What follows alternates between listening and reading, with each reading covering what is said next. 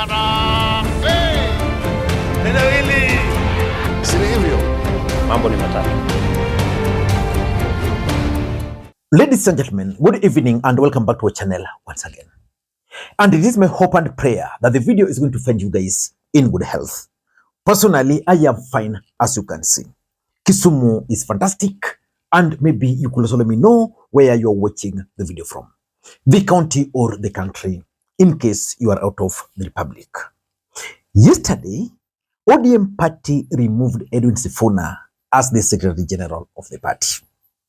And today, Edwin Sifuna mobilized his troops and delivered a scathing attack on Oburu Odinga's camp.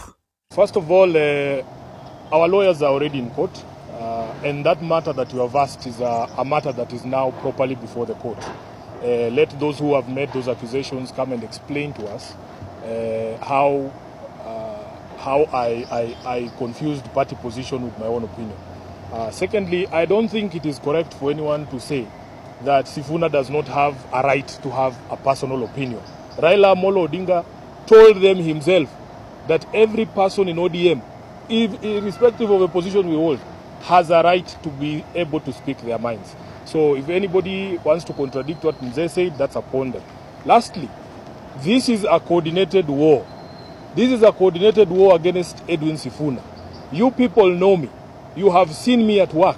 The Kenyan public knows me. Those governors that are making those allegations, we will meet them in court.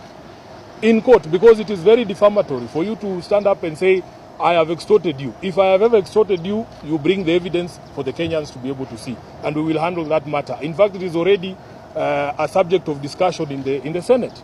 And we will deal with it from there. Any other questions? And allow me to confess, I paid very close attention to the speeches which were delivered during that event. And I also made some 3 observations. The first thing I wanted to observe were the number of leaders who are going to join Edwin Sifuna at that press conference. Who joined Edwin Sifuna? James Orengo was there. As I stand here, the Secretary General of the Orange Democratic Movement is Senator Edwin Sifuna. Shall I repeat for purpose of record and for all those who can hear us from all corners of this great country?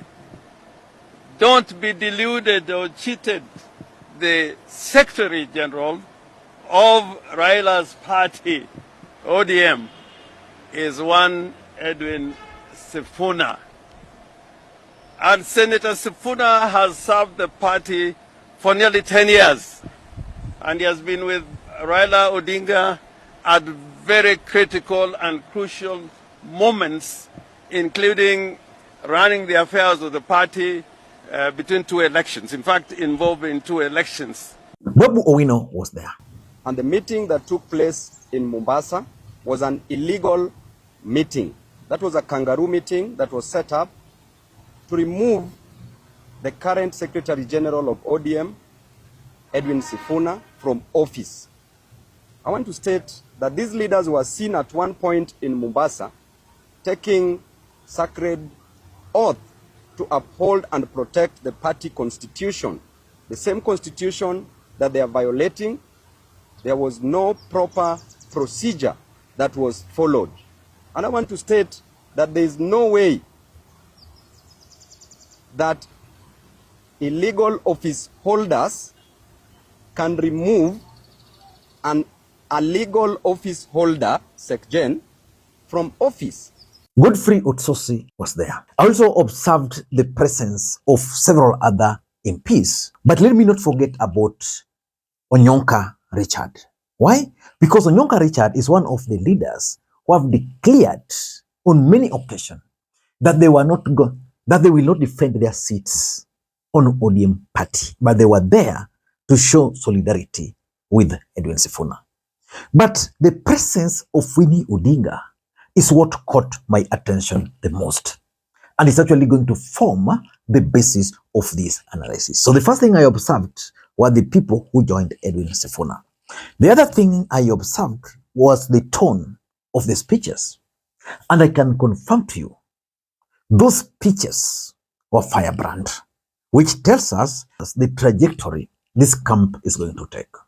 As far as internal differences in opinion go, my only crime is that I have refused and I oppose any plans and schemes within the party to support President William Ruto's re-election, because I have held and continue to hold the firm position that this country cannot afford another 5 years of this expensive, divisive, incompetent and disastrous Ruto misadventure. Kleptocracy is not a philosophy that an entire nation can give a second chance. And importantly, the messaging they were delivering. I also paid very close attention to their messaging. And the messaging was simple. Edwin Sifuna remains the SG of the party, and that Oburu Odinga and the group are in office illegally. But I don't want to talk about those for now. In this particular video, I want us to talk about the presence of Winnie Odinga during this particular press conference. Because for those who followed this event, Winnie Odinga refused to speak, but she ensured that her presence was seen and was captured on camera. So I want us to analyze why Winnie Odinga's presence there is actually a major blow to Oburu Odinga and his troops, but a major boost for Edwin Sifuna. Before we do that, for those who are watching this channel for the first time, please take a second or two, click the subscribe button so that next time we produce a video like this, YouTube will automatically notify you. And to the subscribers, I want to continue thanking you guys for your continued support, because without that support, this channel cannot be where it is. Ladies and gentlemen, why is the presence of Winnie Odinga at this meeting significant, and why should Oburu Odinga be worried? Number one is because of the Raila family factor in ODM politics.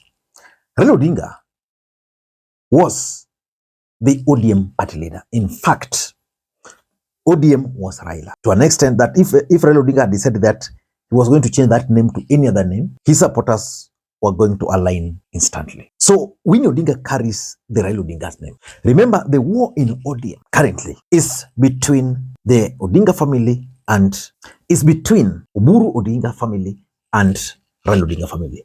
You can sugarcoat it, but that's the reality. The truth is, Winnie Odinga coming from Raila family means that the ownership of the party, or the party owners, are now coming for their party. If someone had thought that maybe Sifuna was just making noise, we are seeing Winnie now with Sifuna. And ODM is the property of Raila. So it's like the family are sending the message that for us, tuko kwa ile kampeni. That's very important for Sifuna's group. And importantly, Winnie Odinga now brings credibility to this team. What do I mean? Initially, there were reports that this camp was being bankrolled by Uhuru Kenyatta. So assuming, for example, that Winnie also decided to give this camp total blackout, what would it mean? One thing, credibility. That the Odingas are not with this camp. They needed it because on the other camp, they have Oburu already. So it was going to be easy for the other camp to say, this is where the Odingas are, considering even the kind of speeches which Mama Aida Odinga gave praising Oburu Odinga during the burial of Raila Odinga. So that credibility, Winnie now brings it to the table. And importantly, the betrayal tag. One of the issues being discussed within ODM party is the betrayal. Who is betraying Raila Odinga? Because we all know that Raila Odinga was in broad-based government.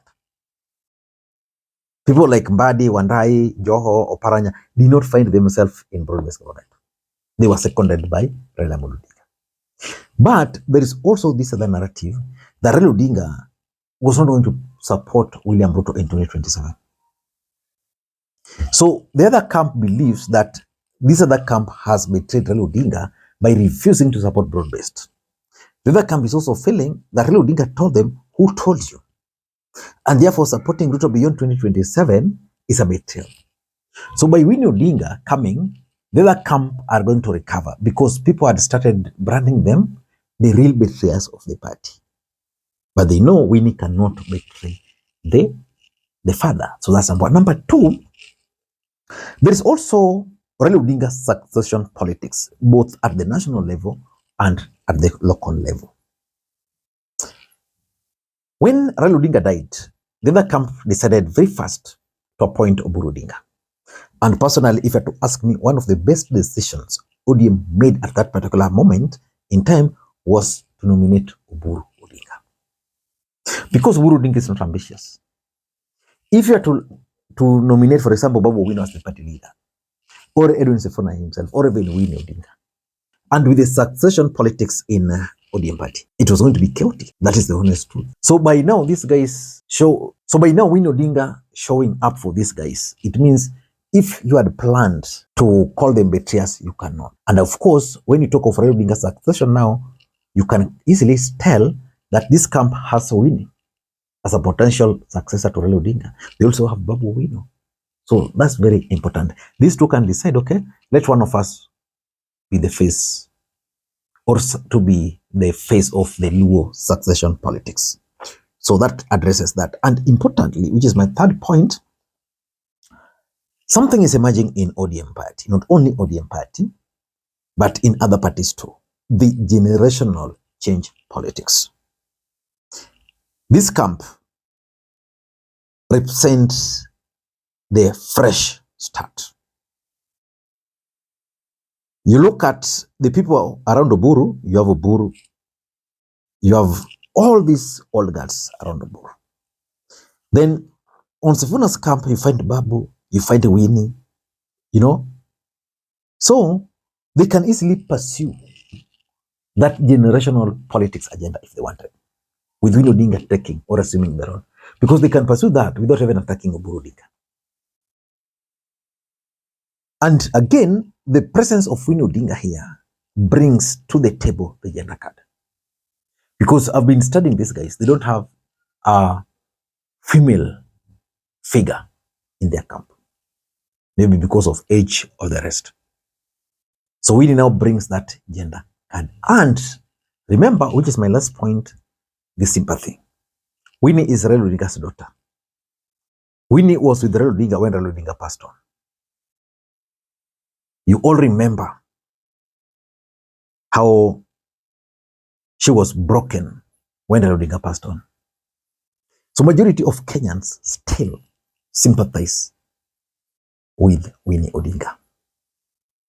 And now that sympathy and appearing with these guys, what does it tell you? Those who are sympathetic to her will now shift that sympathy to her again, because they'll view her as someone, as the new Raila Odinga.